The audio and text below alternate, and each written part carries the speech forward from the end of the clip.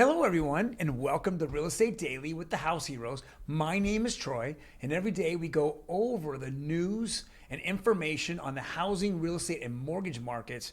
Today is Tuesday, May 10th, and we'll jump right into it. First article here we have is from CNBC. It's our infamous Diana Olick. And the headline is housing supply is set to increase year over year for the first time in 3 years.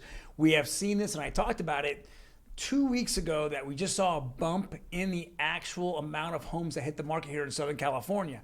Now, that bump didn't last very long as we're settling down in the most crucial and usually the hottest time of the year. We're just not seeing as many as we thought would come on, active listings come on the market. But we did see a little bump there in April, and it was kind of nice to see, but that all that inventory is being inhaled and sucked up by buyers out there who've lost out on homes prior or who are hungry.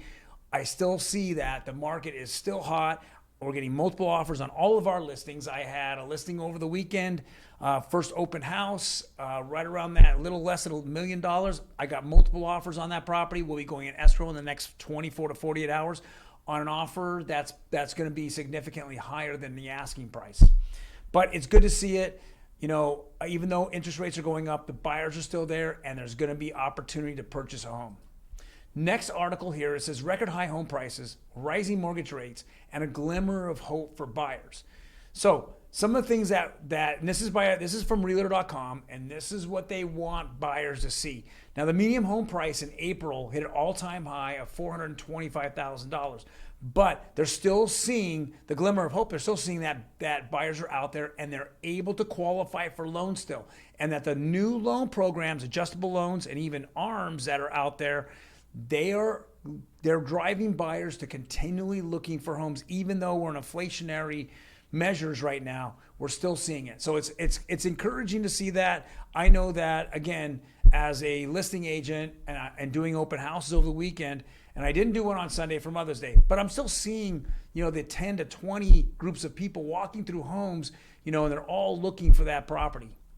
Next article here is mortgage rate locks tumble amid sharp rate rises.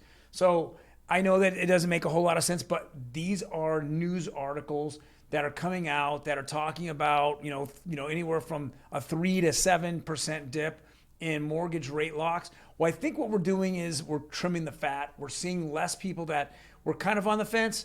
They're not on the fence anymore. They're out of the market. But the truly serious people who want to get that home prior to raising the rents getting raised, or you're just seeing escalation in inflation all around them, they want to lock in what their biggest monthly payment is, which is going to be their rent, or their mortgage. They want to lock that mortgage rate in, and they know that somewhere in the future, when a recession hits, traditionally rates go down, and the Fed is forced to lower rates, which I do predict somewhere right around the beginning or the end of the fourth quarter of 2022 here, or the first quarter of 2023.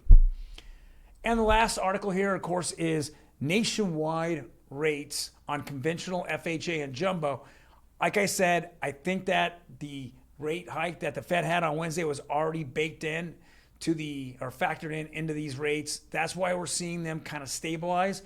30-year conventional 5.58. We're looking at jumbo the 5.07, and then FHA 5.4 basically. So we're seeing rates kind of stabilize right now. The CPI, or the Consumer Product Index, is coming out tomorrow. That's going to be a very, very big issue that's going to happen. And people are going to look at that. The Fed's going to look at it. I personally feel that right now we're kind of in that flux. We just went through a horrendous last 4 or 5 days on the stock market. We're seeing a kind of a relief bounce today. So if we think about this through, the Fed is here to lower inflation. How do you lower inflation? Well, one way is to simply raise rates and slow down purchases. Second way is to take your wealth away. And how do you take your wealth away? You crash the crypto and the stock market. And you hurt it badly enough that all 401ks and people who have money in the stock or crypto market, they're getting hurt right now. So either they got to pull the money out and take a loss, or they leave it in there and that money is just not as worth as much.